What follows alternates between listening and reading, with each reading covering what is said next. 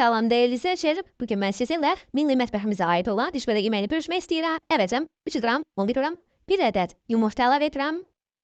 İçərisinə 1 çay qaşığı və yarım tuz əlavə edirəm. 1 stəkan su götürürəm. Əvvəlcə az əlavə edirəm. Yuvada olan yumurta, tuz və bir qədər su qarışımını bir-biriyle yaxşı. Tuz həll olsun, yumurta tamamilə çalınsın. Sonra suyun qalan hissəsini aram-aram az-az əlavə edərək həmirimizi yoğurmağa başlayıram. İstənilən həmiri hazırlayanda suyu birbaşa əlavə etmək olmaz. Onun hissi isə unu demək yedirdə bir-biriyle yaxşıca qarışdıra az-az damcı-damcı əlavə etsək daha gözəl həmirimiz alınır.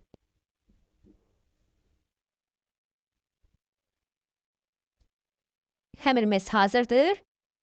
Yine də bir balaca dincəltmək məsləhətdir. Həmir özünə gələr və gözəl yayılır.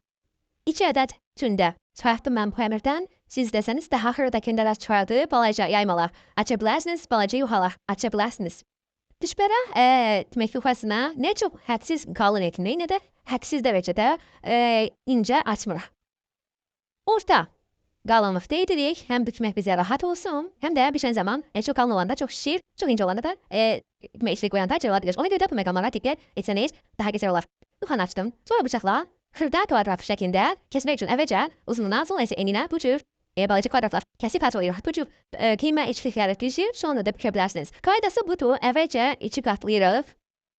Sonra onu büküb ucuca gətirib birləşdiririk. Qazana yağı sarı çürçüyə əlavə edirik, qarışdırırıq.